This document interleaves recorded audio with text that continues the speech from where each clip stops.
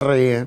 तो यहाँ पर के श्रीवास्तव, क्योंकि अब वो अलग से रेल बजट वाली परंपरा खत्म हो चुकी है, तो रेलवे सेक्टर को लेकर आप क्या कुछ उम्मीदें लगा रहे हैं इस बजट से? नई ट्रेनों का ऐलान वो तो एक नॉर्मल प्रोसेस है, उसके अलावा रेल सेक्टर को लेकर और प्राइवेटाइजेशन की भी पिछले साल बात हुई थी। आप किन चीजों पर ध्यान केंद्रित किए हुए हैं?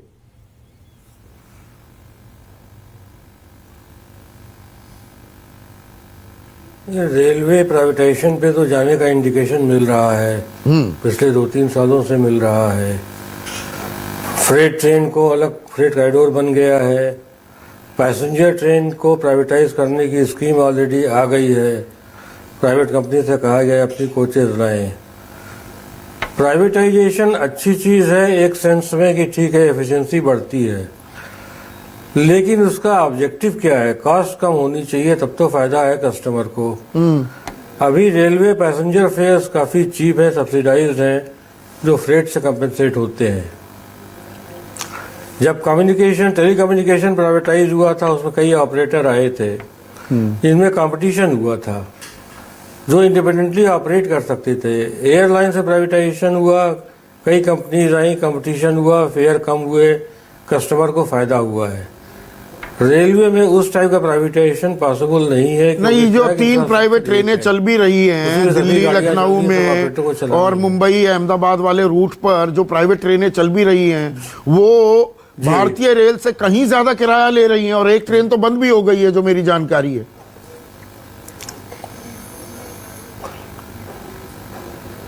वही मेरा पॉइंट है कहने का कि प्राइवेटाइजेशन का फायदा कस्टमर को तब मिले जब किराए कम हो, एफिशिएंसी आए। वो तो हो दिख नहीं रहा है। तो उस माने में हमको थोड़ी चिंता होती है कि भविष्य में क्या होगा, किस टाइप का ट्रेन ऑपरेशन मिलेगा और पैसेंजर को क्या मिलेगा। कोरोना की वजह से भी गाड़ियां बंद पड़ी हुई हैं, बहुत थोड़ी सी गाड़ियां चल रही हैं। अभी जो ही प्रॉफिट मेकिंग है, एक्सप्रेस ट्रेन वही चला रहे हैं, लोकल ट्रेन अभी चल नहीं रही है, पैसेंजर्स अभी चल नहीं रही हैं। तो नई ट्रेनों के ऐलान की संभावना भी कम हो जाती है श्रीवास्तव साहब? ये चिंता का विषय है।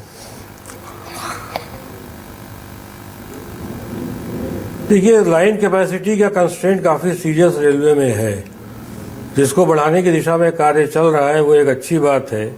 डबलिंग ट्रिपलिंग सब हो रही है, फ्रेट कॉरिडोर अलग बन रहा है।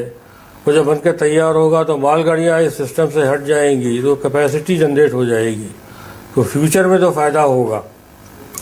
लेकिन अभी हमें वर्तमान में भी रहना होगा, रिड्यूस करने में रिस्क है। हाँ, दीपक सूद साहब, इंडस्ट्री की उम्मीदें क्या हैं?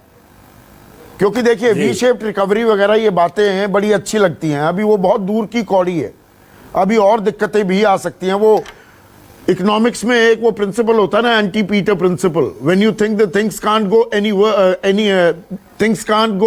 Any worse they inevitably will. जब सोचते हैं कि स्थिति और क्या बुरी होगी, बॉटम आउट हो गया तो और बुरी भी आ जाती है। तो ऐसे में इंडस्ट्री की एक्सपेक्टेशंस क्या हैं दीपक सूद साहब?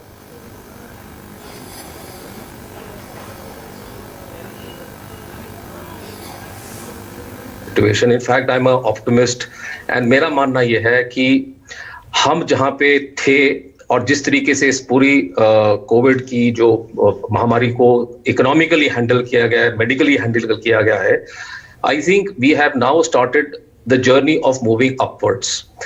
आई really do not see that we are going to go any further down. हाँ, अगर ये स्ट्रेन नया आ जाता है, म्यूटेट हो जाता है, and we do not handle it, और हम सब लापरवाह हो जाते हैं, तो in that case obviously then doomsday is no far. But the point is, it is quite unlikely. The demand has picked up. There was an initial feeling कि pent up demand है, but I think it is now here. You've seen businesses, you've seen numbers of companies. Larger companies have started doing good. Larger company करने अच्छा लग पड़ती है, तो tier 1, tier 2, tier 3 suppliers भी काम अच्छे करने लग पड़ते हैं. There is a challenge within the MSME space. सब लोगों के लिए ठीक नहीं है. Services is still hit. Manufacturers started to come back. Opening has started to happen. तो जैसे opening होगी, सिनेमा हॉल्स खुले हैं, तो जैसे ये सब चीजें होती है, this starts spurs it, and this is a time to give focus on these areas so that पैसा इस वक्त खर्चा जाए, जिससे कि ये लोग आपने पैसा खर्च करने की बात की दीपक सूद साहब। देखिए, आपने कहा कंपनियों के नतीजे भी आ रहे हैं, अच्छे नतीजे आ रहे हैं, Isn't that more a result of cost cutting exercise? कंपनियों ने अपने खर्चे कम कर दिए तो बॉटम लाइंस उनकी हेल्दी दिख रही हैं। दरअसल अभी दिक्कत क्या ये है, एक सेकंड सर मैं पूरी बात कर लूं, क्या इस वक्त दिक्कत ये है कि सरकार तो पैसा खर्च कर रही है, इंफ्रास्ट्रक्चर में लगा रही है और जगह, लेकिन India Inc is sitting on a pile of cash. वो अभी पैसा लगाने को, कैपिटल एक्सपेंडिचर करने को, एक्सपेंशन करने को, नई फैक्ट्री लगाने के लिए अभी तैयार नहीं है। कहीं ना कहीं अभी वो भरोसे की कमी है, उन्हें राह पूरी साफ नहीं दिख रही है। क्या ये एक सिचुएशन है? देखिए, अगर आपकी फैक्ट्री एक कैपेसिटी यूटिलाइजेशन ऑफ 40 और 60% के बीच में चलेगी, so no organization would go for capital expansion no matter how much money. It is a prudent decision for a company. However, जब अगर जैसे अब सप्लाई साइड पे काफी कुछ गवर्नमेंट ने किया है, आई थिंक डिमांड साइड पे अगर अब हम तवज्जो देने शुरू करें और काम करें, जो कि ऐसा नहीं है कि नहीं हुआ है, रूरल साइड में हो गया है, अर्बन डिमांड जो है, अब इस पे काम अगर शुरू हो जाए और सम रिलीफ्स आर मेड स्पेशल, मतलब सही मायने में एक फिस्कल स्टिमुलस की दरकार है देश को। दीपक सूद साहब आप ये कह रहे हैं। लिक्विडिटी पे बहुत हुआ, 20,97,000 करोड़ रुपए का राहत पैकेज, जेब में किसी के कुछ नहीं आया, स्पेंडिंग पावर नहीं बढ़ी। No, so that is not the way to look at it. I think the money that has been allocated has gone in some benefits. आपके reforms आए हैं along with stimulus. So rural area economy today, if you look at the numbers, I think it is standing on that. अब urban areas की requirement है where the businesses have to start. So demand जो है वो लोगों के हाथ में direct पैसा ना देके या direct पैसा देके is immaterial. You see, ultimately the goal is that people should have the confidence of कि लोग डर गए थे, तो लोगों की नौकरियां जा रही थी, तो क्या हो रहा था, लोग क्या करते हैं, सबसे पहले डर जाते हैं और अपना पैसा बचा लेते हैं, तो इसलिए खर्चा करना बंद कर देते हैं। But now with the opening up of things, business is coming back to largely towards normal, traffic is back, so there are indicators that are visible to you that things are improving. Am I saying it is 100% there? No, it is not there, but you will gradually move there. So this year, this calendar year and financial year, you will actually see improvement, substantial improvement. And it is not about what is the incremental things जो हम बात कर रहे हैं। I think हमें इससे बड़ी बात करनी चाहिए। नहीं, क्योंकि बेस इतना लो हो गया है, इंप्रूवमेंट तो होगी और उसी उम्मीद पर आज ये बजट की प्रोजेक्शंस भी आने वाली हैं।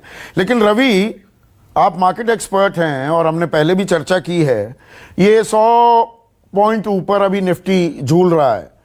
ये जो प्ले चल रहा है 25 से 50,000 सेंसेक्स भी आया है, अब 21 जनवरी के बाद थोड़ी करेक्शन आई है, तो अभी बाजार की उम्मीदें क्या हैं? क्या दो बातों पर ही टिकी है? हमने पहले चर्चा की है, लॉन्ग टर्म कैपिटल गेन हटता है, नहीं हटता है, सिक्योरिटीज ट्रांजैक्शन टैक्स में कुछ रिलीफ मिलती है, क्या इसी का प्ले देखा जाएगा? आज मार्केट में रोलर कोस्टर होने वाला है। Stock market is barometer of Indian economy, और बैरोमीटर की को जब नहीं, मैं एक मिनट रवि, मैं कतई नहीं मानता इस बात को कि स्टॉक मार्केट इकोनॉमी का बैरोमीटर है। बिल्कुल नहीं है। इकोनॉमी का बैरोमीटर हो तो स्टॉक मार्केट 100% बढ़ गया, इकोनॉमी 23.9% का गोता लगा गई, इसको कैसे एक्सप्लेन करेंगे?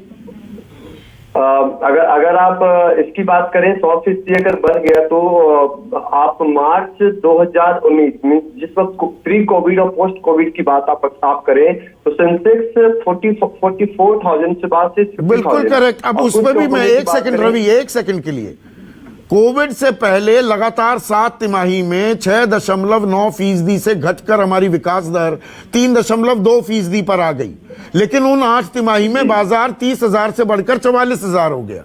तो it is no barometer. Sorry, I don't buy this argument.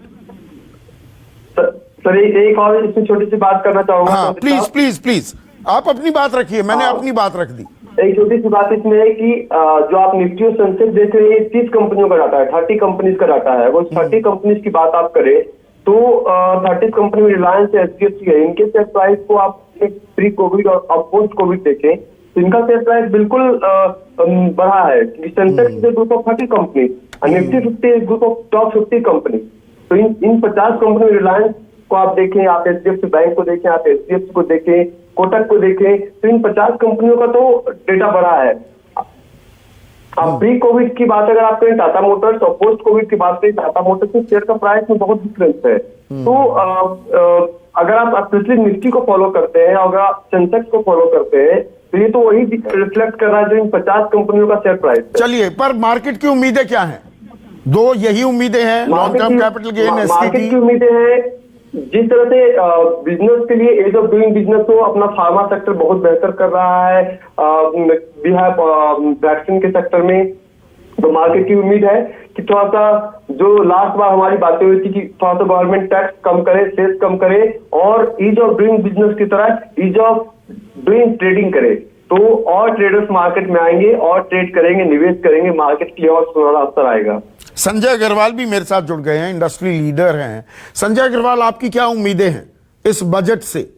Kick start, ठीक है, हम वी शेप रिकवरी की बात कर रहे हैं, वो अलहदा है। अभी इकोनॉमी में उसके इंजन में ईंधन डालने की तो जरूरत है, पर सरकार के पास अभी खजाने में पैसे नहीं है। अभी ये जीएसटी के इस महीने के आंकड़े आ गए, वो ठीक है, लेकिन पहले 8 महीने के आंकड़े देखे तो 30,000, 50,000, 60,000 कलेक्शन भी हुई है। करोड़ की बात कर रहा हूं मैं, 30,000 करोड़, 50,000 करोड़, 60,000 करोड़, वो रेवेन्यू टारगेट्स भी अभी मीट नहीं हुए। तो ऐसे में आपकी उम्मीदें क्या है?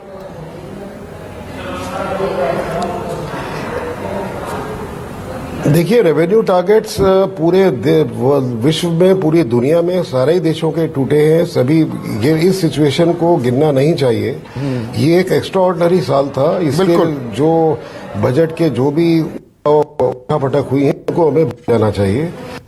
के लिए हमें ये देखना पड़ेगा कि जब तक इस इकोनॉमी में मोटा खर्चा नहीं होगा, खर्चा by way of common expenditure, living expenditure, जो हम डायरेक्ट बेनिफिट ट्रांसफर से, अलग अलग बेनिफिट से या फ्री डिस्ट्रीब्यूशन ऑफ ग्रेड देते हैं, या फिर सोशल इंफ्रास्ट्रक्चर बिल्ड करने में, जैसे हेल्थ इंफ्रास्ट्रक्चर में इस बार इकोनॉमिक सर्वे का कहना है कि 3%, जो हमारे पीएचडी चेंबर ने भी बहुत ज्यादा रिकमेंड किया है कि कम से कम 3% जीडीपी का जो है हेल्थ में जाना चाहिए। इन सब के अलावा सबसे जरूरी है, एक सेकंड संजय जी, आपने बहुत ही अहम बात, संजय जी बीच में रोक रहा हूं, सर बीच में रोक रहा हूं, बहुत अहम बात कही, क्योंकि हमें संकट काल में हमें समझ में आया कि हेल्थ केयर कितना इंपॉर्टेंट है, कितनी बड़ी प्राथमिकता है। आज की तारीख में भी 1% भी हम अपने सकल घरेलू उत्पाद का, यानी कि अपनी जीडीपी का हेल्थ सेक्टर में नहीं डाल रहे हैं। आप कह रहे हैं 3%, 2.5% में भी आंकड़ा यह है 1.5 लाख से 2 लाख करोड़ की और जरूरत पड़ेगी। सरकार के पास वो पैसा है, प्राथमिकता होनी चाहिए। You hit the nail on the head.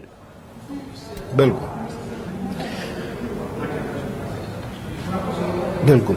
देखिए, इसमें मेरा ये कहना है कि पहली बात तो हमें डेफिसिट की चिंता, इस वक्त पूरे करीब एक कंसेंसस बिल्ड हो गया है। आप बड़े से बड़े इकोनॉमिस्ट देश के और विदेश के सबकी अगर आप सुने, इस समय में डेफिसिट को कोई बहुत ज्यादा आपको तवज्जो देने की दरकार नहीं है। इस वक्त जो एज एन इकोनॉमी जो हमें खर्च करना है डिमांड रिवाइव करने के लिए और इकोनॉमी को रिवाइव करने के लिए, उससे हम पीछे नहीं हट सकते।